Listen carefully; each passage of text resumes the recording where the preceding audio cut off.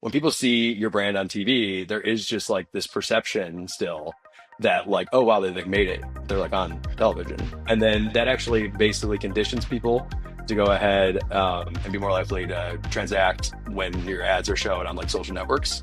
So like we actually just put out this study about it that like not only does TV drive like real ROAS, but that actually makes all your other media perform better. Welcome to Unlocking Retail Media, the podcast where we explore the evolving world of retail media, from data strategy to monetization and everything in between. This is the podcast that breaks down how retailers can build smarter, data-driven media networks by aligning with what brands truly need, from scalable ad solutions and meaningful metrics to cross-channel attribution and programmatic strategy. Welcome to Unlocking Retail Media. Today, I'm excited for a conversation that sits at the intersection of TV, digital media, and where advertising is heading next. My guest is James Borow, an advisor, a friend of mine, one of the most respected voices in advertising and retail media. James runs Universal Ads at Comcast, where he's helping redefine what self-serve advertising looks like for premium TV. James was deeply involved in launching Universal Ads, opening up preview and inventory to brands of all sizes, and making self-serve TV advertising that is actually usable. And you're starting to see this. We'll talk a little bit about it with the Olympics coming up. There's some interesting things going on there. So today we're going to dig into how TV keeps evolving towards digital, what Universal Ads is getting right, where things still break, maybe dabble in agentic commerce, and maybe we'll talk about some vibe coding, because I hear James is having fun there. And then, but yeah, thanks for doing this. It's great to have you on. Thanks, bud. There's nowhere else I'd rather be than doing this with you right now. Congrats on all the success with this podcast and everything you guys are doing with the couple. You know, I'm a huge fan, so pumped to be here. Awesome. Yeah, I mean, the only thing that'd be better is if we were in Vegas doing this right now. That would be better than this. Yeah. So yeah, next time. Yeah. But yeah, let's talk Universal Ads. Like how, I know you were kind of, your background a little bit. I know you started the company, you sold that company, you were at Snapchat, and then now you kind of ended up at Comcast. How did that happen? That was, first of all, I love being at Comcast. It's incredible, but I would be lying if didn't predict I would end up working at Comcast if you would have said that, 10 years ago. But yeah, it was crazy. Really, it started when myself and Daniel Druger, who he's our VP of product, we were consulting for Comcast. And this was maybe a year and a half ago, something like that. And it really kind of the consulting project was like, look at the sort of collective assets of Comcast. Like, how could they be used in a way to really kind of take TV advertising to the next level and just make it more approachable and really, put it sort of on par with how advertisers think about social, right? Just like when you start a business, you just like the first thing you do right now is you probably go launch a Meta ad or run a Google ad. Why can't TV be in that conversation? So that was really, I would say, like the initial prompt. And then the more we learned about the collective assets of Comcast and all the pieces and how you can sort of put them together, we kind of just fell in love with the idea. And so that's how we ended up joining Comcast full time. Now my team's about 60 people, probably 30 of us work together at Snap or at some other social network. It's sort of our whole crew. But yeah, I mean, the thing we sort of wake up every day thinking about is just like, how can we make TV advertising as easy to buy as humanly possible? How do we go ahead and improve the efficiency and effectiveness of it? Like, we know it works incredibly well, but it's TV and it's daunting to many people. And so like, we're just trying to make it as easy as humanly possible for people to see how great of a format and a great medium it is. And I think this is a big difference in TV advertising. That's always been the case, right? Like it's, traditionally it's Coca-Cola and Budweiser, and it's the large brands are dominating TV. But I think you've always had a passion for the long tail, for lack of a better word. Well, yeah, I think I guess there's two things of it. So one is you look at like Meta and you look at Google and the torso, of advertisers is like the key, right? Like every new digital business, is built on top of these platforms. And so if you're going to be reliant just on the Fortune 500, you're missing out on a huge amount of density and diversity, and just even for a user experience standpoint, it's like sucks to see the same ads over and over again. So I think that's Yeah, part of the yeah. reason why I like the idea of making it more sort of democratized.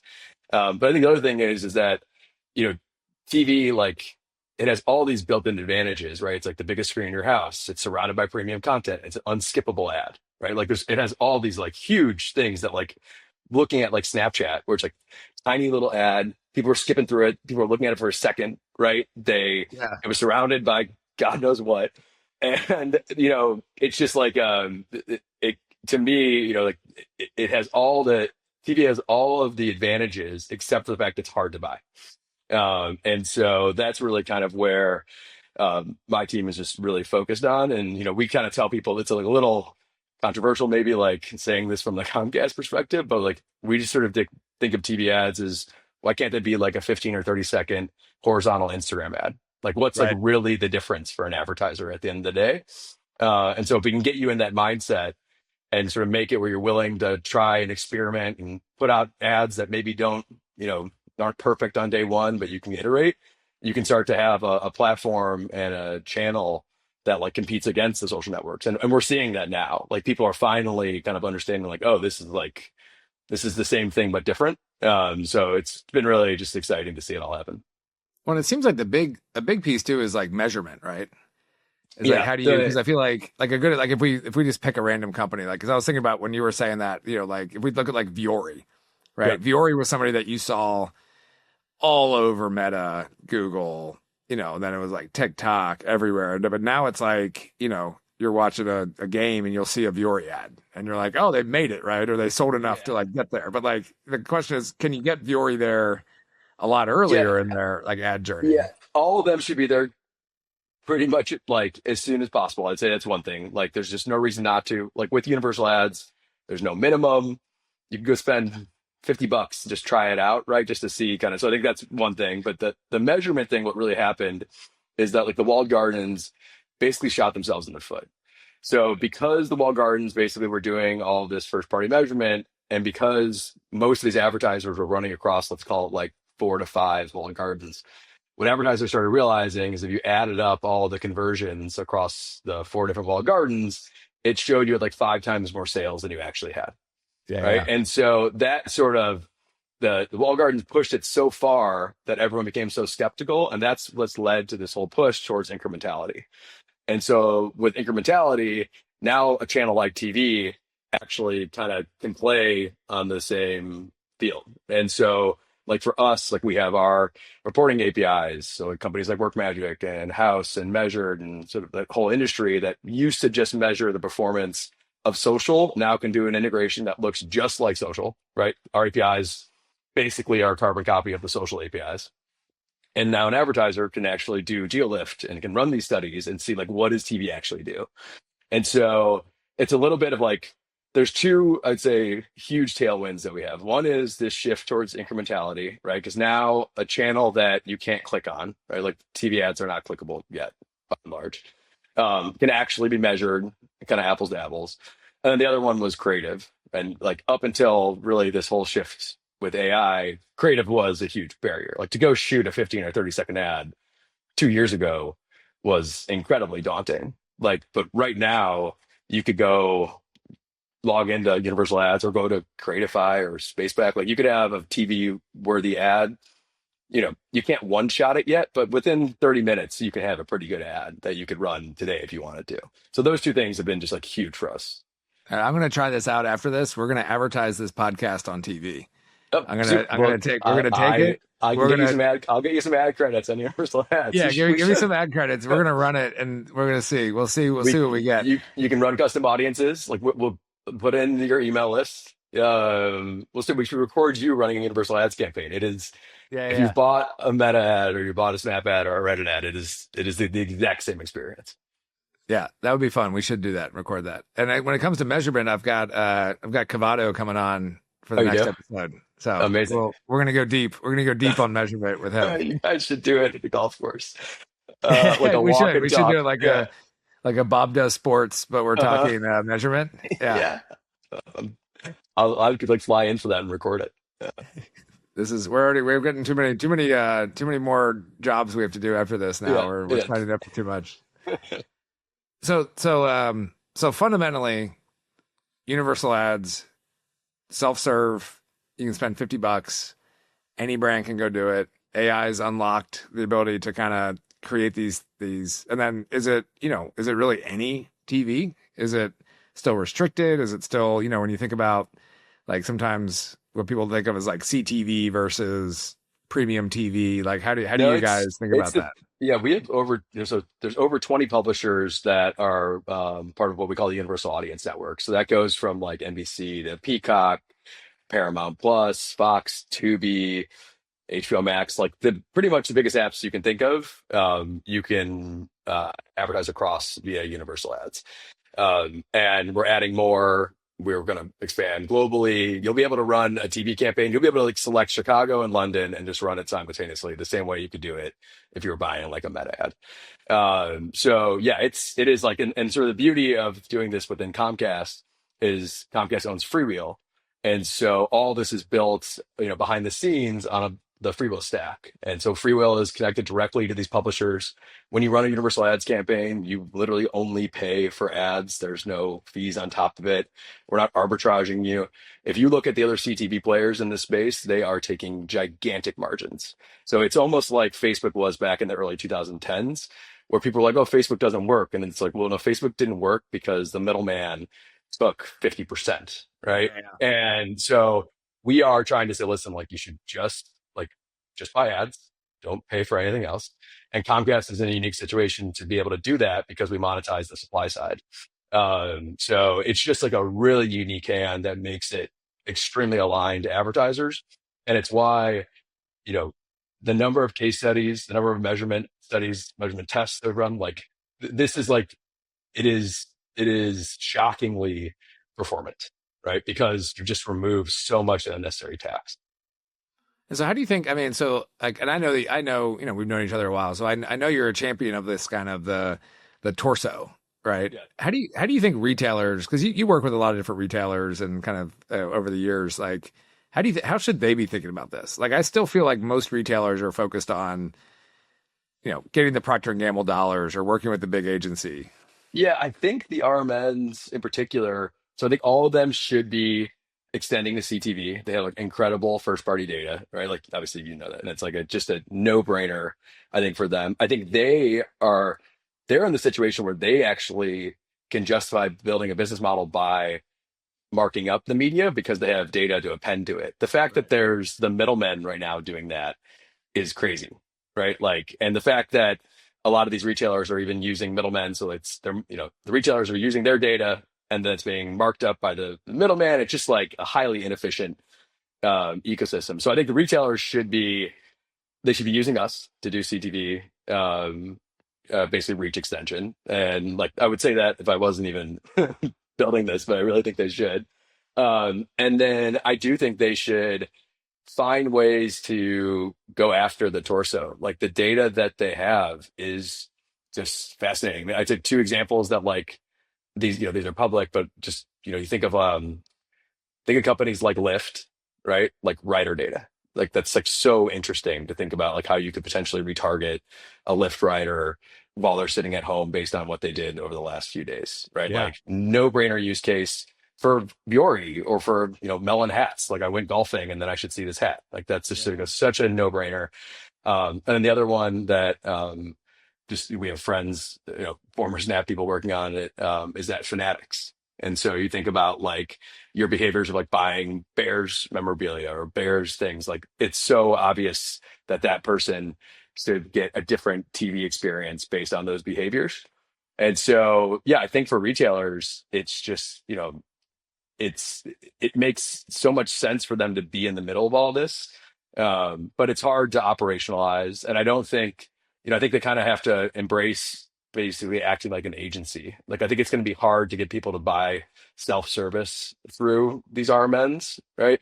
Just because there's so many of them. But I do think for a retailer, uh, TV is probably like the first place I'd go as I was looking to extend offsite. Yeah. Yeah, no, definitely. I mean, I think the data they have, and then I think it also comes back to how do you comes back to the measurement side. Like, how can you show the effectiveness of it, right? For somebody like it's a digital first, then maybe it's easier. Or somebody it's like, how do we see that somebody's going into the store?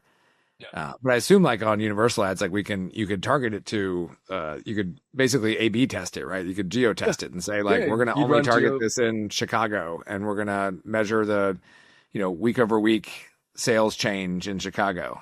Yep. Yeah. You'll see it in whatever, pretty much any dashboard that you want, you can see it. And so, yeah, there's no, it's at this point now where like, again, like TV kind of like really gets to shine because it can be looked at in an apples to apples environment. And so you'll see, and again, 9 times out of 10, what we're seeing is TV's incredibly performant. The only time that we've seen results that have come back that were like not sort of slam dunk results have been with the creative was really just not great, right? Yeah, Like that person still is. had like 7 fingers, or it was like that Yeah, video of Will Smith yeah, eating yeah, spaghetti or something, yeah. like The creative is still like again, like the best thing about TV is that it is the creative, and so like I think if you're not like really rapidly iterating a creative or you fall in love with a creative, but you're seeing it doesn't work and you're not willing to try 50 new ones, like literally like that, there needs to be like that level of volume creation to find the winners, but the creative is going to end up being like the biggest driver of impact if you are serious about driving like real results. yeah, that makes sense.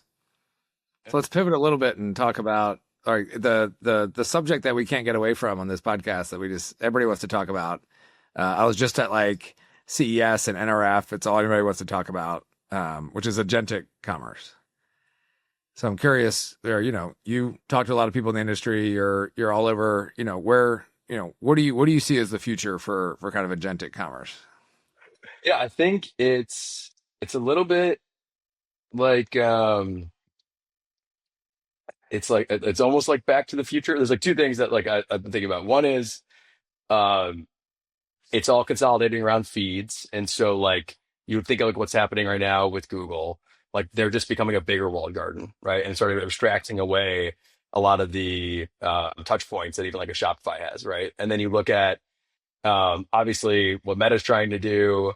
You see like the behaviors now in ChatGPT, and so like I think these are just the new social networks, and some of them may be built or run by the old social networks, but we now are at this point where like I think everyone thought social commerce was going to come via like TikTok or Instagram. It like still may, but TikTok or Instagram or Google are going to start to look way more like AI assistants and that you're like actually transacting within. So I think it's all just converging, but Google's going to be the one where like, you're going to start to see more YouTube content inside Gemini, right? And you start to think of like, okay, like is Gemini actually like what's the difference? At the end of the day, it all collapses. Gemini is going to give me what I want to consume. Like, is Gemini and YouTube kind of the same thing? Like, maybe eventually. And then can I just shop and buy things really easily there? Yeah, why not? So I think that's kind of like where it's all going. I don't know if it's a good thing for like the little guys. It does. Like, Yeah. this is like a rich get richer, I think, a little bit dynamic. Maybe it's a good thing for discovery, right? Like maybe you'll be able to find new products that you couldn't find before. And, that would be, that was kind of the beauty of Instagram, right? Like it was just like, it was so tailored to you. You could find like the perfect hat. So maybe Yeah. that's where, those kind of new guys come into play. But yeah, I think it's like, it's awesome, but I don't think it's going to like, it's the end result is going to be the same things we've been doing, just maybe in a different app. Right. Yeah. I mean, I think I kind of, I agree where I think that, everybody is worried that, oh, this is going to kill retail media. It's going to kill traditional retailers. They're just going to become, fulfillment centers. But that's what everybody was worried about with Google shopping, Yeah. right? And That's I what don't everybody was think, worried about with e-commerce, right? Like yeah, I feel like it's the same concerns all over again. it's the That same things. And it may be a good thing for retailers. At least now there's more places you can distribute things, right? Like now, at least like Google can fight Amazon in a more like fair sort of direct fight. And so that would probably be a good thing for retailers, right? Like in yeah, general. So Yeah, I think it will end up being a net positive. Like it sort of reminds me of for a little bit, obviously, like Meta had such control over how you spent your time, but then like TikTok came in and we have YouTube now, and like you can kind of feel it. Even the time you spend now on ChatGPT is time you're spending there and not on Meta. Yeah, And so yeah, I feel like pre this sort of agentic commerce move, it was like Amazon was eating the world in terms of commerce. But like now, like all of these apps can become, you know, commerce enabled really easily. And so like maybe it is actually a good thing for the industry. yeah, Or it could be a yeah. That's disaster. good. It's a good point because I do think like, whenever he looks at Amazon's retail media platform, they forget that they have basically become the Google of commerce. Yeah. Like people will go to Amazon, search for something, and then drive to the store and buy it. Right, like that, but now that's gonna probably they're kind of losing that foothold because now I don't go search at Amazon. I go ask ChatGPT like, hey, I'm looking for a new golf bag and I want to get a really light one. Like, I'm gonna ask Totally. ChatGPT, not go search on Amazon. Yeah. And that's why it's like Meta has to, Instagram needs to become ChatGPT before ChatGPT becomes Instagram, you know, like for that reason. And like Yeah, that's why Google has such a great hand because you have YouTube, right? Like Gemini is going to be awesome. Like you're gonna be like, I'm bored. I want something like, I got like 20 minutes to kill. Like I want to watch golf stuff, and it will just show you golf stuff. You watch your video, and then it'll say, "Do you want to buy these four things?" And you'll do it. yeah, You know. yeah, yeah, yeah, Um, so I think it'd be great for consumers, and I also think like everyone. I bet we talk about it like in terms of like vibe coding, but everyone's like talking about how like how much this is all changing behaviors, but like consumers are still going to consume stuff, right? Like you're addicted to your phone regardless like of how like good or bad AI is, right? Like if you have like the smartest AI assistant in your pocket and it's doing all this stuff for you, it just means you probably have more time to consume right. like Consume other entertainment. media. Yeah, Yeah, yeah, yeah. yeah, It's not you're not going to be like, okay, I'm going to go work out. Like that's just not that may not be what human nature is right now. yeah, So yeah, I think it would be really interesting. yeah. I think the same with like people enjoy shopping. Yeah, Like I think like everybody like a lot of people thinking about the agentic side are like this is utilitarian. And I think for like utilitarian purposes, yeah, it's probably going to get pretty prevalent. Like, hey, I forgot milk and eggs. Like, bring them to my house. yeah, Right. Like, you're not going to go look at the ads. You're not going to see the ads in Instacart or whatever because you're just going to bring milk and eggs to my house. But like buying a new golf bag, like, you're not going to be like, yeah, ChatGPT, pick one out for me and have it at my house on Tuesday.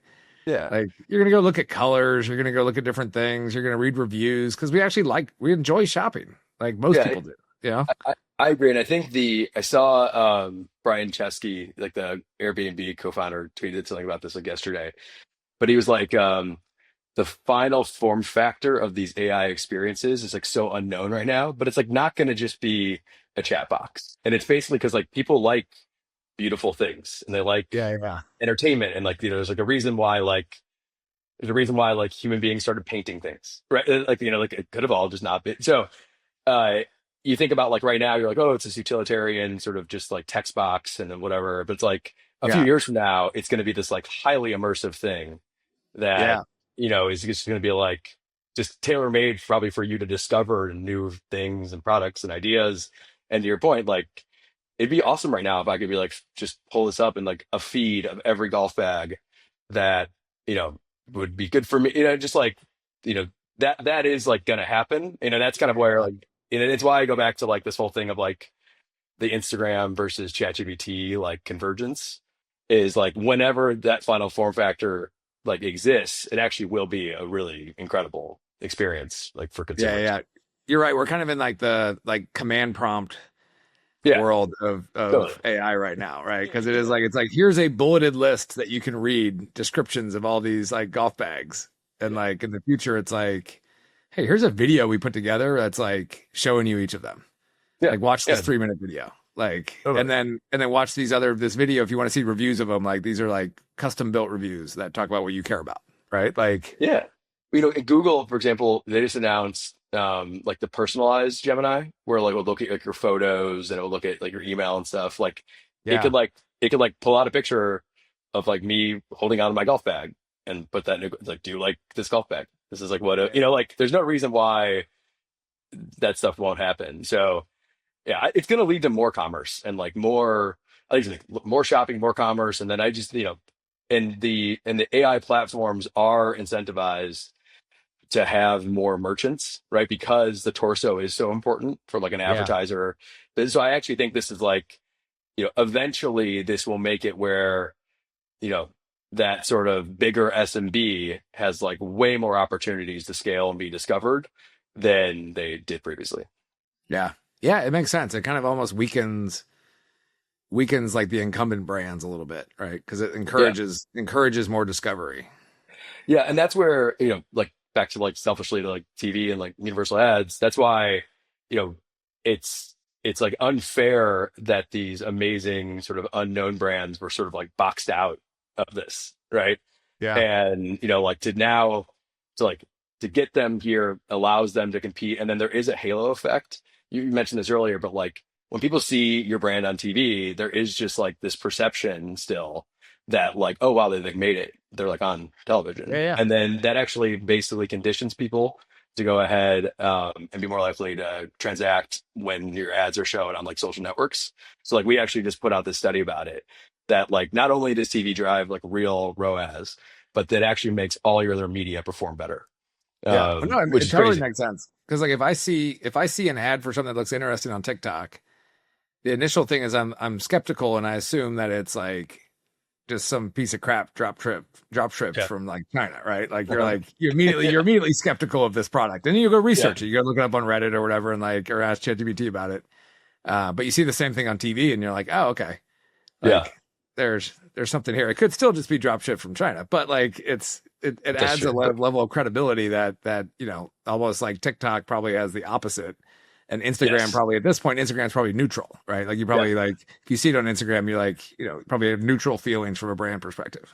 Yeah. Yeah. And I think it's like, so like it's in the data, we like see it all everywhere. And then I feel like the next kind of phase of all this will be for TV is like when you start to see like local creators or like more personalized creators tied to it. So like basically trusted creators, like when you see, I don't know, some golf influencer, right? Like actually talking about the product, you actually do care, right? But Yeah, like that sort of, and like that kind of works on Instagram, but like that hasn't really hit TV at scale yet. But like when you can start to actually marry, like kind of marry all that together, I think you're just going to see performance continue to just kind of go through the roof. yeah. Well, yeah, and you could target people that you know as an audience of that show, So yeah, right? it's Yeah. it's like a very it's like I obviously biased, but like if you are a growing brand and you're not on TV, you are like kind of fighting with one hand behind your back. Yeah. Yeah. And then if you are, the best way you should do it is universal ads. Yeah. Yeah. uh all right, last thing we should talk about. You've been on Twitter, LinkedIn, places like that talking about vibe coding. What's your platform of choice for doing this? I'm like I feel like I'm just like not, I spend more time in Lovable, which is Lovable. like, All right. I feel like kind of like unserious. I use Claude Code, but it is like, it is a level of, there's a level of complexity and just like even like just deployments, right? Like I love the fact that like Lovable is all just hosted and you can just do it. Yeah. What about you? You Cloud Code guy? Replit.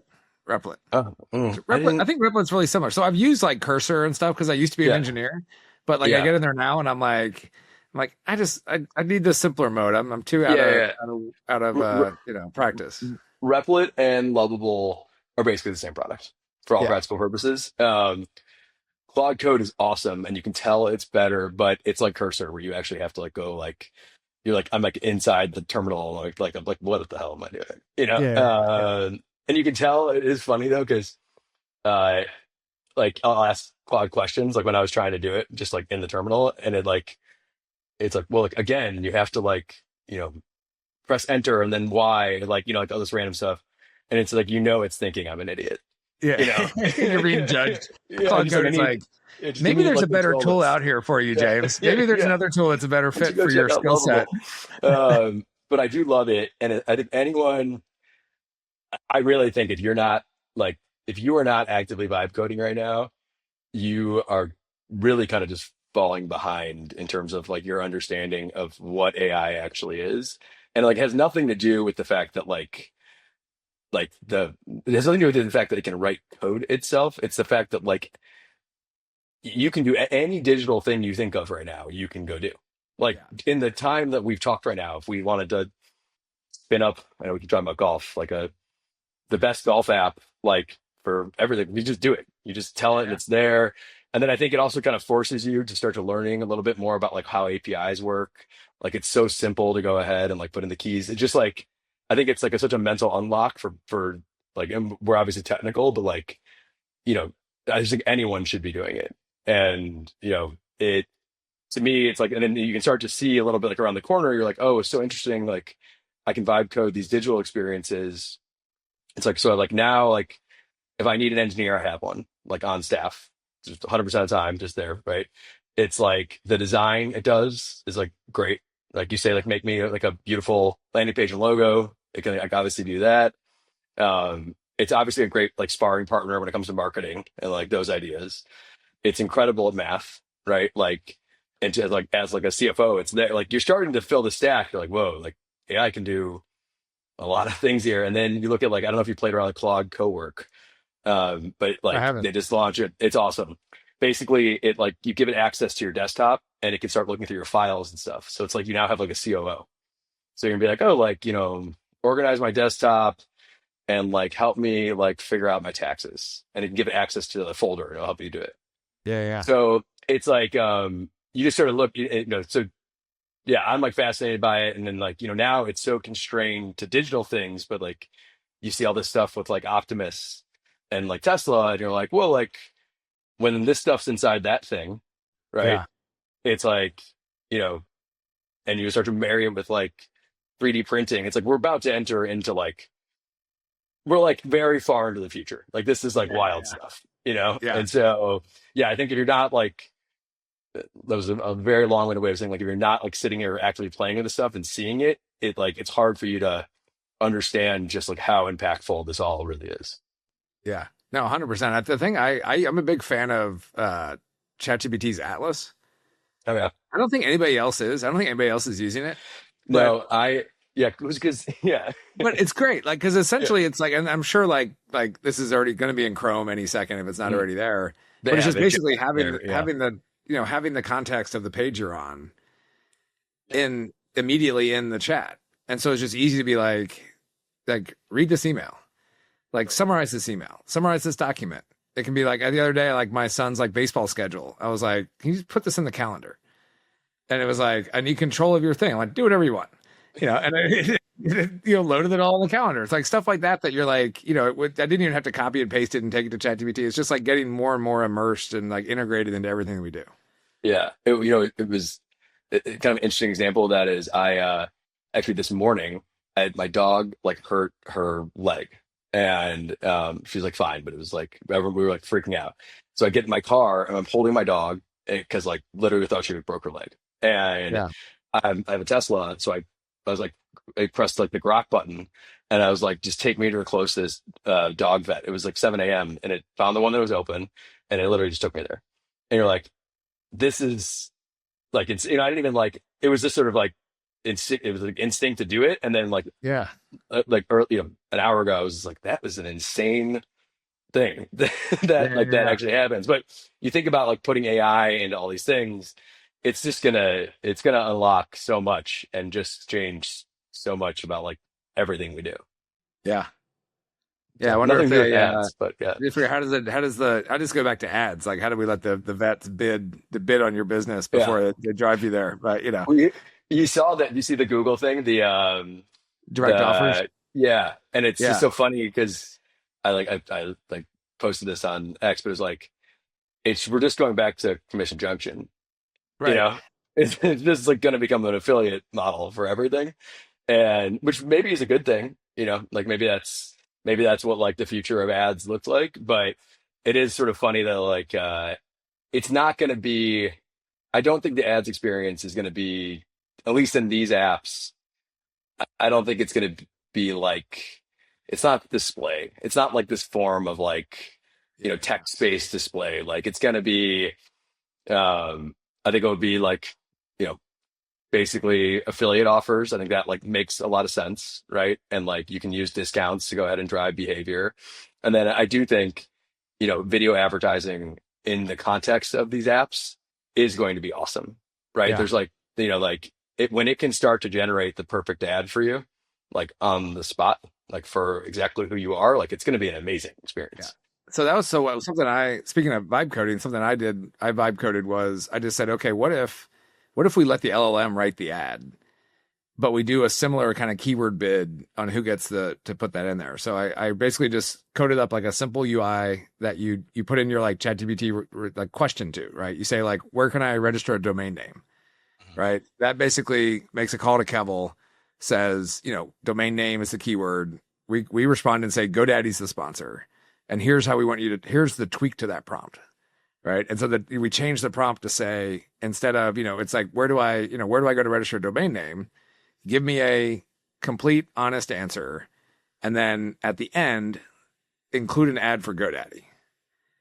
And it does an amazing job. Yeah. And the ad is then tailored to the context window that you're in with ChatGPT. So it's like, it knows that maybe you run a small business and GoDaddy's better for you that way. Or maybe you're a NASCAR fan and they're going to mention that GoDaddy used to sponsor whoever, and like, so it's like, It actually could write this in there, but we wanted to be clear. We didn't want to just influence the prompt, right? Because then you're like, but be very clear of like, hey, you can go to 1&1, you can go to GoDaddy, you can go to Namecheap. And then that's like, ad marker. And then it's like, by the way, GoDaddy might be your best bet because of blah, blah, blah, and blah, blah, blah. Yeah. And if you're like a high LTV user, they'll bid more or they'll give you your first domain free or something. Like this will all get settled, like ads are not going anywhere as long as consumption stays. And I think like we were talking about earlier, consumption is going to increase. Like you look at like I'm in LA, I see tons of Teslas and I see people, they're driving full self-driving. You can just tell people are just like on their phones. They're watching YouTube, right? Like, seriously, yeah. Or you see all these Waymos and you're like, the amount of new consumption time that is going to be created, there's going to be new consumption because like we're going to have new opportunities like driving, but then also going to be new consumption because like when you were talking about like your kid's schedule, like that saves you time. Like AI is going to just save you a bunch of time. And then I think you'll have new consumption too, because people are going to vibe code new apps that like are just totally different experiences. Like there's a guy that I worked with at Snap, a guy named Josh Siegel. He has a startup and it's like YouTube, but for like vibe coded games. So like instead of you like going through like YouTube videos, you're just scrolling through games that like anyone can create.